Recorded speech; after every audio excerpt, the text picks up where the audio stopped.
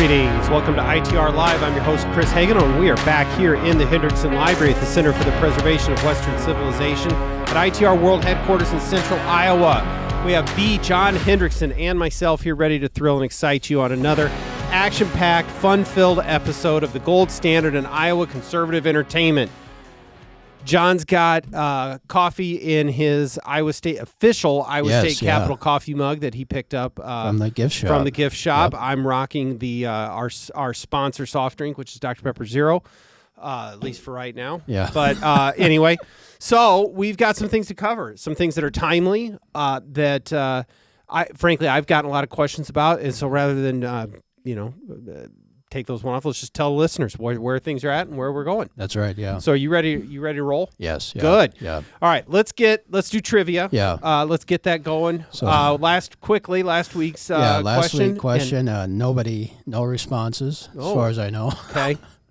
Not even. That means you need to make the questions easier, not even more arcane into the 1860s, John. I'm sorry. Not even from our colleagues. So the question was, who was the Iowa governor that was selected to serve as Secretary of the Treasury for President Theodore Roosevelt? And who was that? It was Leslie M. Shaw. Okay, Who was the 17th governor from Iowa, from Denison, and he served as Secretary of Treasury from 1902 to 1907 and lived until the early 1930s. Okay. So our question today should be a little easier. And it's since we're going to be talking a lot about taxes, it's a tax question, Iowa tax question. So the first major state tax in Iowa was created in 1921 when the General Assembly passed what type of tax and how much. So the first major state tax in Iowa was created in 1921 when the General Assembly passed this type of tax, and we're looking for what it was and for how much. Okay. Well, there you have it, folks. Yep. All right. Very good. I was ready to give, we've been talking about this for a while, John, a construction update. Oh, yes, so we haven't done this in a while, which for our listeners who've been with us for a while, it's been about a year and a half since we've had a construction update. Yeah. So in the old studio, it was, for a long time, it was work out in the courtyard. And we couldn't even figure out what they were building. Yeah. Then it moved on to our neighbors who were doing an expansive remodeling and was every sort of occupational hazard, which was right across the wall from my office for months on end. So we escaped all that and we were free and clear. But since we do live in a high-growth area in the suburbs of the Des Moines area here, they are developing the lot next to us here at HQ. And it's been a lot of beeping. We did lose power in the office the other day because they struck some of the power lines. So anyway, so that's all happened. But thankfully, it is raining this morning, and they've taken it off. So anyway, I actually have had listeners ask me, like, is everything okay in the studio? So we're good to go. But we'll check back in. We think there's a credit union going in over there, which also should surprise no one. And then, I would assume that we'll also have like a vape shop and a nail salon if other things, if trends continue.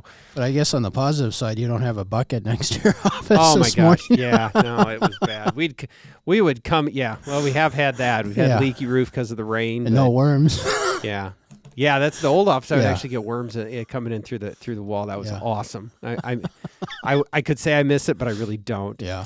Okay, I actually have bonus coverage for you, John. All I right. have a topic that I did not tell you we were going to cover. Oh, all right. Which either should mortify you or not. Yeah. But this is good.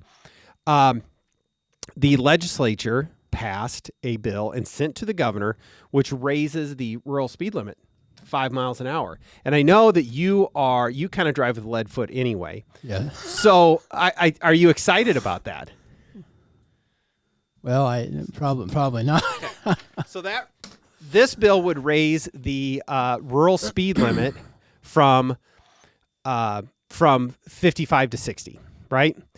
I'm going to hand you an article, and I want you to review this. This article is 6 years old, John. This is just yes, live. Yeah. Okay. Yeah, yep. So this is an article from the Des Moines Register Yep. from, I think, February of 2020, Yes, which was February my 11th. last year in the legislature, Yep. and a bill that couldn't even get out of subcommittee. Mm-hmm. And now are you up to speed on it? Yes. Yeah. So this is, I think, one of the very last bills that I introduced, which would have raised the speed limit 5 miles an hour across the board. So 60 on the, rural highways, 70 on the, rural 4 lanes, and 70 to 75 on the interstate. I couldn't even get that bill out of subcommittee, but the legislature lined up. But the best part, John, which I know you don't care about. So the bill is sponsored by Representative Chris Hagan, a Republican Urbandale, who quoted the first line of Sammy Hagar's song, "I Can't Drive 55, when asked why he introduced the bill. 1 foot on the brake and 1 on the gas, Hagenow said. Anyway, I enjoyed that. But apparently the members of the subcommittee did not, because that didn't go anywhere. So, anyway.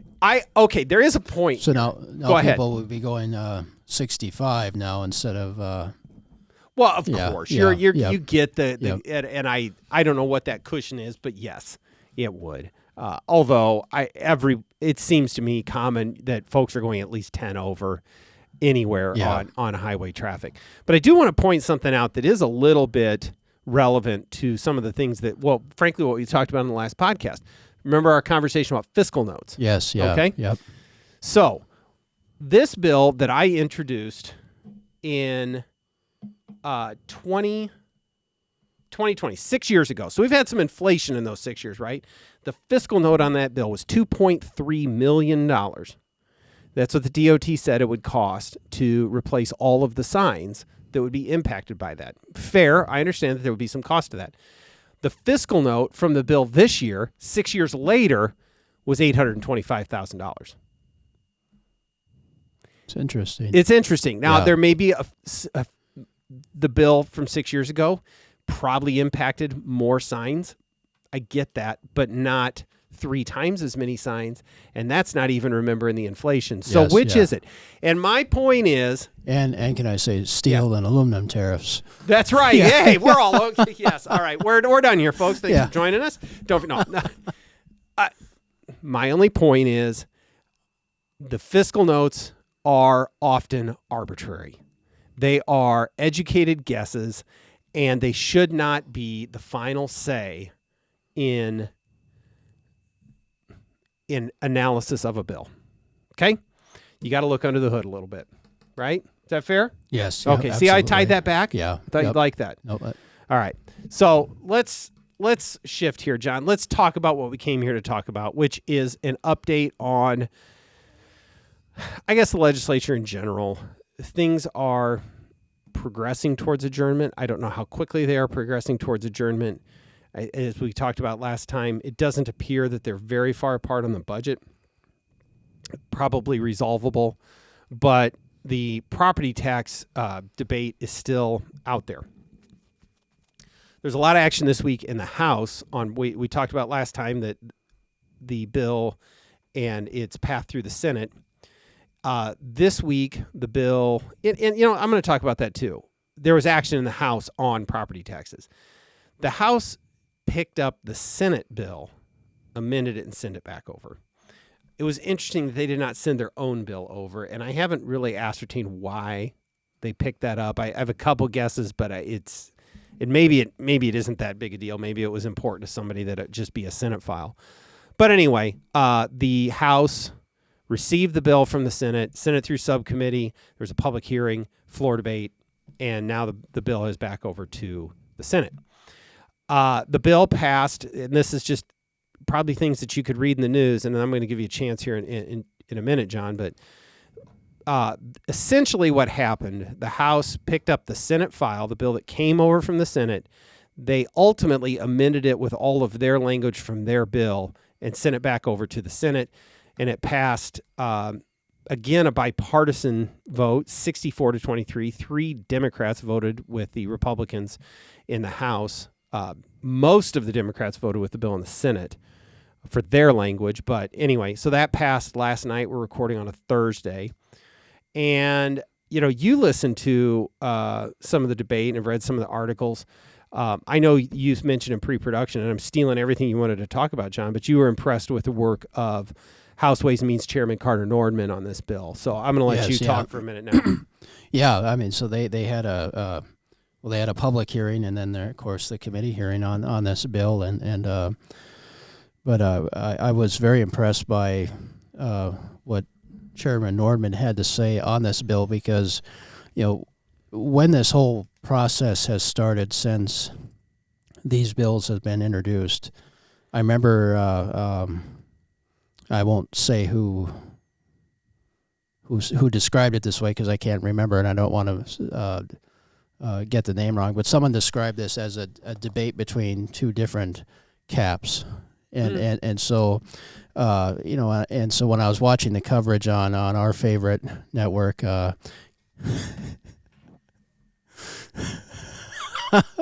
know you love it, John. On KCCI channel 8,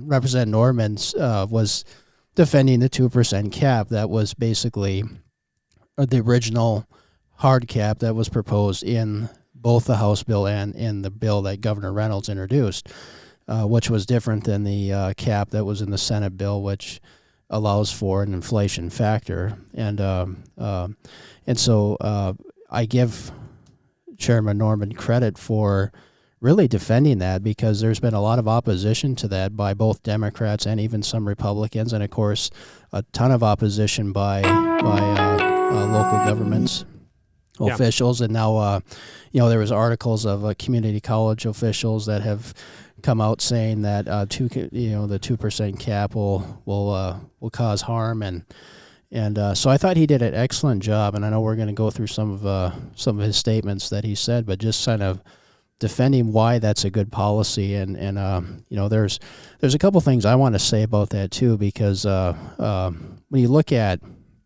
one argument that was made is that and we're going to address this as well, but one of the Democrats, or multiple Democrats, has said that the 2% cap would not result in property tax.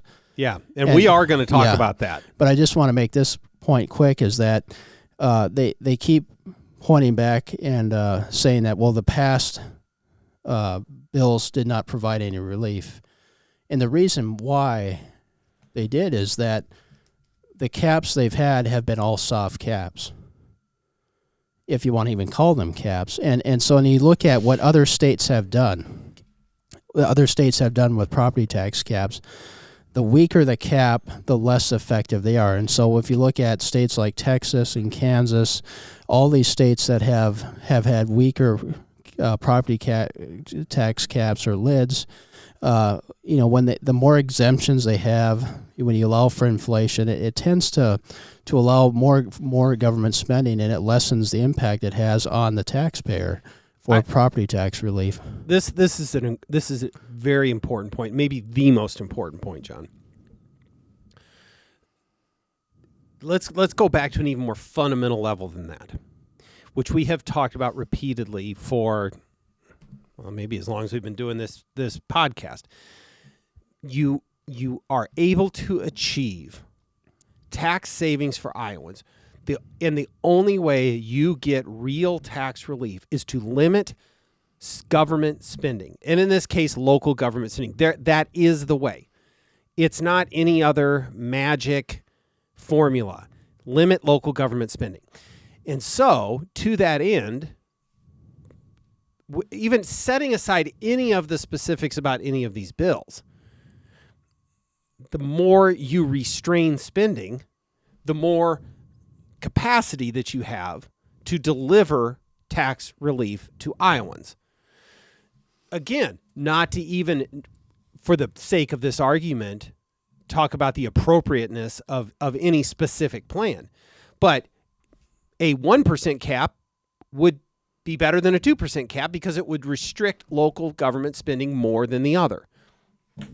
That's the point. And so I think that that's what Representative Nordman is talking about here, is that his cap is harder and therefore would be able to deliver greater tax relief. But I do want to that end, one specific quote that I want to make sure, because this is so much like some of the things that we have talked about, John. But Representative Nordman, in his comments on the bill, said that for too long, the certainty of local government budgets have come over those of family budgets, and that this bill flips that script. And that is, again, so fundamental to what we've been trying to talk about. If the focus is, does this work for government or not, you won't get that certainty and relief for the individual taxpayer. Their needs have to come first, even apart from this particular bill or property or any kind of tax. Shouldn't the needs of those that are paying the bill, shouldn't the needs and the budgets of Iowa taxpayers always come first? And why do we allow a debate where we consider what works for government first ahead of all of us that are funding it? It's so foundational to, I think, how anyone on the right side of the political spectrum sees the world. Mm-hmm. You're absolutely right. So anyway, I love that Carter brought that up. Fantastic, and you love to see it. I'm gonna let you continue, John. Sorry. Yeah. Well, and the other issue that came up, and of course, was from the other side of the aisle, was brought up by the Democrats that basically said, well, the stricter cap would not work because the problem is the rising assessments. Yeah, let's talk about this. You go, and then you're gonna get me wound up, and I'm gonna get mad. But let's get it going. This has been the tired argument that has been, preached, unfortunately, across the nation. And it's, unfortunately, it's. A lot of times people blame. It's not unique to Iowa. Not unique, yeah. and then so it's an easy target where they blame high property taxes on rising assessments. And so the idea here is that the reason why your property tax bill is so high is because the assessments have been so high, record high assessments the last few years, and so in order to do that, you have to address the assessment process, and it's the assessor's fault. Well, as you just pointed out, that's not the case. And so there's been ample evidence, not just here in Iowa, but across the nation, why the assessment approach just does not work in terms of property tax relief, and it also just it doesn't even make sense, because then it just says government can just spend whatever it wants, right? And then there's no impact on that, and I think there was in the Gazette there was a. Representative Nordman had a good quote about that, because he says Democrats here say that this will not cut any property taxes, referring to the 2% whatsoever, but in the same breath they say we'll cut a bunch of services. And then Nordman says, I will say neither of those are true. Yeah. That's fantastic. So which is it? Yeah. And I hope that there is some belt tightening in local government budgets. There may be some things they do now that they can't do in the future because of this. That's the point. But, and I don't know that I necessarily saw anyone making this comment that it was going to come at the expense of public safety. Also, I'm sure somebody somewhere was Representative state rep from Hiawatha said that it would come to the warned that the bill could undermine public safety, staffing, arguing police, fire, and EMS budgets could be squeezed under the new limits. Yeah. Okay. You just plug and play that. You know that one's coming. I want to talk, though, because you brought this up, and I think this is an important point, that it was Representative Larry McBurney from Urbandale brought this up, that, and it seems like they've been trying to run this talking point that the 2% spending cap won't work, or whatever they end up with, because assessments are rising so fast you can't cut the levy rate enough, so you'll never get relief. Did I say that right? That's the argument. Yep. That is stunning to me, because there's two things going on here. One is you're just flat out blaming the assessor, and that's just wrong. Okay, yes, assessments are going up, and they're going up fast here in the suburbs especially.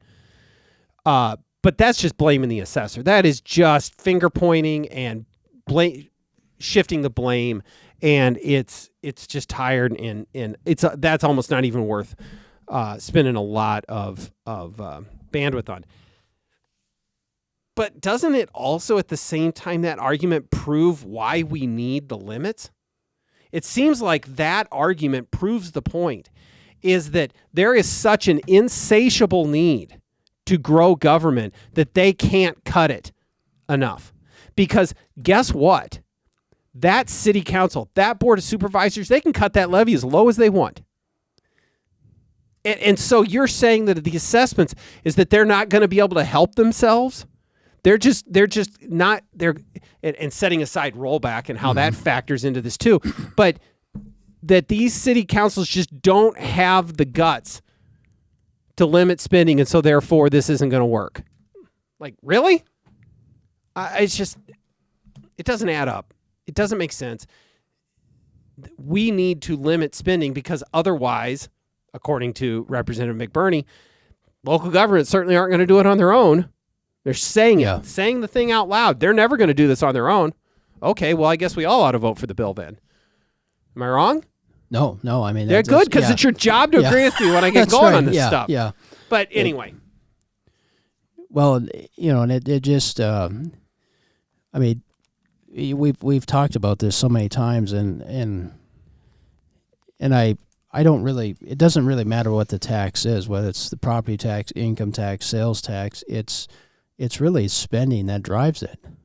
Yeah. And so it's not, and with property taxes, because it's so easy to complicate the picture, it's easy to kind of play a blame game and just say it's the fault of this. In this case, it's the fault of high assessments that's driving it. But no, it all comes down to spending. Yeah. And this is exactly what the problem is. And the 2% cap really is and I know a lot of people don't like saying this, but it's not even a cut, it's slowing the growth. Right. And this is what a lot of what the legislature had to do to lower the income tax rate. The spending was not, they slowed the growth of spending in order to do that, to get to our flat tax. Yep. That's how you do it. Well, so just to kind of reset then here, John. So we've got the bill, which it appears that the Senate File 2472 is going to be the vehicle for what, if any, agreement comes. That sits in the Senate. And so now, just procedurally, the Senate will now have to decide whether they want to take the House amendment or not. I mean, by every indication, they are not going to take the House amendment. They may have a different proposal or something, but that would be handled. We'll have to double check and see if that. But anyway, so the Senate's next to act. They are apparently insistent on their version of the bill, and we'll see where they go on negotiations. One thing that came out from the public hearing, John, I know we talked about this too, is like, well, what are the differences? What are the pieces that they're fighting over? And in this public hearing, what came out was the impact of the Senate bill on multi-residential taxes. So just bear with me as I try and set this stage. When we did the big tax relief package in 2012, I believe so, yes, yeah. One of the provisions in there was to treat multi-residential. So I can't remember how many units that's defined as. It's 4 or more or 6 or more or somewhere in there, but essentially apartment buildings, not a duplex, is that they would be treated as residential property. So they would pay the same tax rate. And that was a shift we made 14 years ago. So in the Senate bill, and this is something that Senator Dawson's talked a lot about, is he wants to undo that or remake that so that multi-residential pays more. And then things work through his bill and that value gets reapportioned. And his perspective is that was just a payout to lobbied interests or the moneyed interests. And certainly they did weigh in and certainly they have benefited. But that, I just want folks to know what that is. And so there at this public hearing that they held in the House, there were several real estate developers that came up and talked about how this was going to end up raising rents. Well, I think that's accurate, right? I mean, businesses largely, I want to put a little bit of a caveat on this, John, because we talked about this. Businesses is going to pass on whatever costs they can pass on. Now, there may be a limit to how much they can pass along, but for the most part, if you raise a cost on an apartment building, it's going to cause the rents to go up. I mean, that's kind of basic economics. They may eat a little bit of it if they can't fill the building. But the other thing, too, is that can come out in other ways. I mean, that may be in maintenance costs they may trim back. I know that, maybe it's more deferred maintenance. Maybe it's certain things. And so it will impact folks that rent apartments in the state. It just will, okay? And it may slow down some development. But that's out there. And I think that in addition to maybe the Senate bill wanting to change the rollback mechanism and freeze that into place, and the local option sales tax and the gas, there's other pieces. But this is one that we haven't really talked about as much that was really highlighted in the House debate. Did I frame that up right? I just wanted to make sure that we told our folks this other piece that is now starting to really bubble up to the surface of what's going on there. Yeah, no, I think that you framed that up well, and it's that was subject to a majority of that public hearing that they had in the House, and there's been a lot of concern, a lot of discussion over that issue, and you're certainly right. I mean, that's what happens. For example, even on the corporate tax, I know it's not the most favorite tax to talk about, but even with the high corporate rates, the businesses pass that on, and that's what happens in this case as well. So, well, we'll continue to track that. It's another one of those ones where because the House was intentional about highlighting that piece, it would appear one that they are unlikely to bend on, but we will see. I know that there's been it's just one of the hot topics of conversation. Interestingly, one that didn't get as much coverage in the media and didn't have as big of a voice in that public hearing, that really is, I think, something that folks need to watch.